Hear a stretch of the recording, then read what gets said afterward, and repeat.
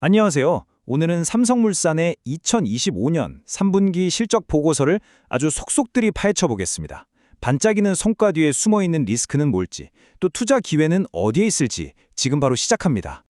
자, 2025년 3분기 삼성물산의 성적표가 나왔습니다.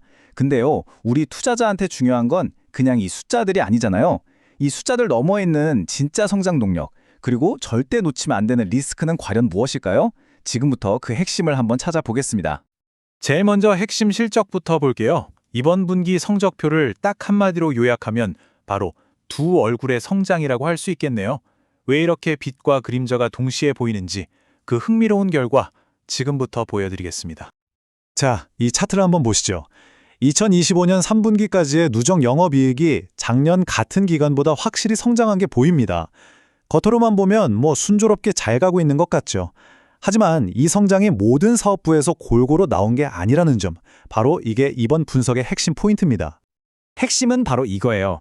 반도체 공장 같은 아주 기술 집약적인 하이테크 건설하고 또 바이오 사업은 정말 폭발적으로 성장하면서 전체 실적을 쭉 끌어올렸습니다.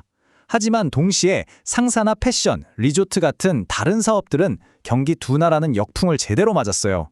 이 서로 다른 성적표를 좀 더 깊게 파고 들어가 보죠. 그럼 지금부터 각 사업 부문을 하나씩 뜯어보면서 도대체 성장의 동력은 어디에 있고 또 어려움을 겪는 곳은 어디인지 구체적으로 확인해 보겠습니다. 삼성물산의 전체 매출 구조를 보면요, 여전히 건설과 상사가 가장 큰 덩치를 차지하고 있습니다. 그런데 여기서 우리가 주목해야 할 점은 바로 바이오 부문이에요. 아직 비중 자체는 작지만 성장세만큼은 가장 눈에 띄게 올라오면서 존재감을 키우고 있죠. 이 구조를 머릿속에 딱 넣어두시고 각 부문별 성적을 한번 살펴보겠습니다. 먼저 건설 부문입니다. 삼성물산의 전통적인 캐시카우답게 이번 분기에도 아주 튼튼한 실적을 보여줬습니다. 특히 이들이 어디에 집중했는지를 보면 어떻게 이렇게 수익성 높은 성장을 했는지 그 비결을 알 수 있습니다. 이 수익성의 원천이 아주 흥미롭습니다.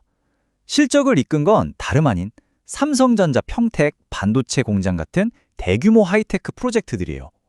그러니까 일반적인 아파트 건설이 아니라 최고 수지대 기술력이 필요한 분야에서 압도적인 경쟁력을 보여준 거죠. 여기에 디지털 트윈 같은 혁신 기술까지 더해서 생산성이랑 안전성 두 마리 토끼를 다 잡고 있는 겁니다. 자, 이제 이번 실적 발표의 진짜 주인공이라고 할 수 있는 바이오 부문으로 넘어가 보겠습니다. 야, 이건 압도적인 성장 엔진이 뭔지 제대로 보여주고 있습니다.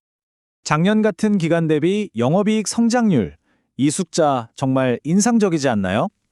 글로벌 제약사들의 위탁 생산, 즉 CMO 계약이 막 쏟아져 들어오고 세계 최대 규모인 사 공장이 본격적으로 돌아가기 시작하면서 생산 능력이 그야말로 폭발한 결과입니다. 바로 이것 때문에 시장이 삼성물산의 미래에 열광하는 거죠. 이렇게 빠르게 성장하는 거 물론 좋죠. 하지만 투자자 입장에서는 항상 물어봐야 합니다. 과연 이 성장이 단단한 재무적 기반 위에서 이루어지고 있는 걸까? 자, 재무 건전성을 한번 체크해 보겠습니다. 가장 중요한 지표 중 하나죠. 부채 비율입니다.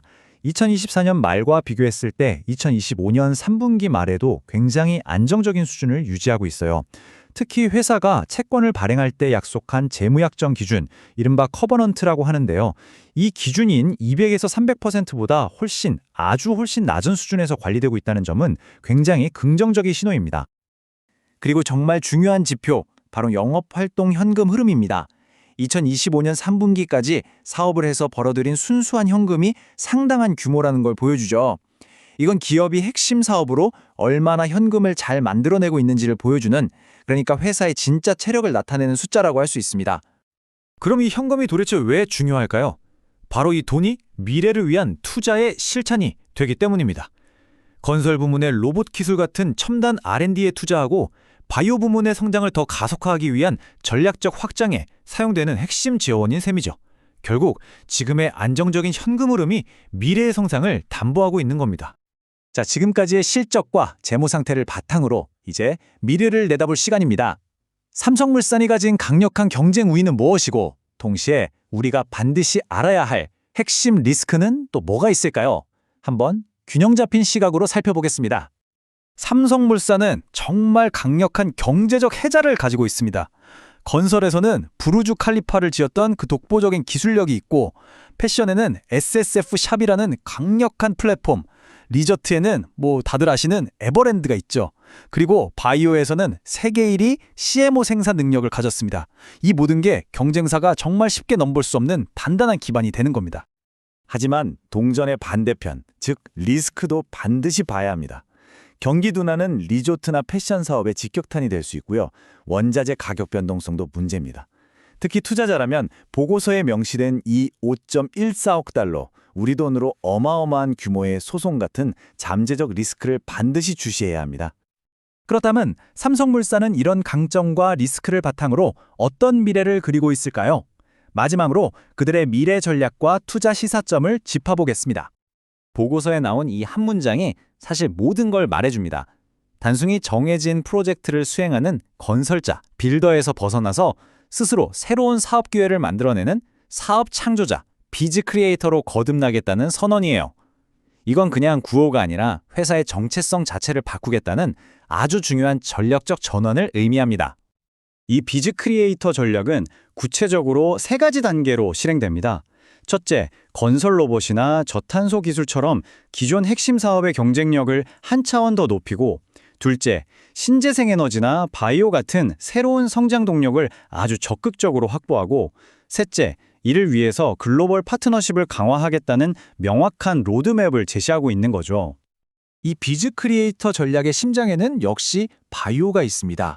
글로벌 바이오 CMO 시장이 연평균 15%라는 정말 놀라운 속도로 성장할 것으로 예측되거든요. 이건 삼성물산의 전략에 아주 강력한 순풍으로 작용하면서 성장을 더 빠르게 만들어줄 겁니다. 결국 질문은 이걸로 돌아옵니다. 삼성물산의 야심찬 비즈 크리에이터로의 전환. 과연 앞서 살펴봤던 여러 리스크들을 극복하고 지속 가능한 성장을 만들어낼 수 있을까요? 이것이야말로 우리 투자자들이 앞으로 계속해서 지켜봐야 할 가장 중요한 관전 포인트입니다. 오늘 분석을 바탕으로 성공적인 투자를 위한 3가지 핵심 체크리스트를 제안합니다. 첫째, 성장 엔진인 바이오 부문의 질주가 과연 계속될 것인가? 둘째, 든든한 캐시카우인 건설 부문이 기술력으로 높은 수익성을 지켜낼 수 있을 것인가? 그리고 마지막으로 대규모 소송과 경기 침체라는 리스크를 어떻게 관리하는가? 바로 이 3가지를 꾸준히 추적하는 것이 정말 중요합니다.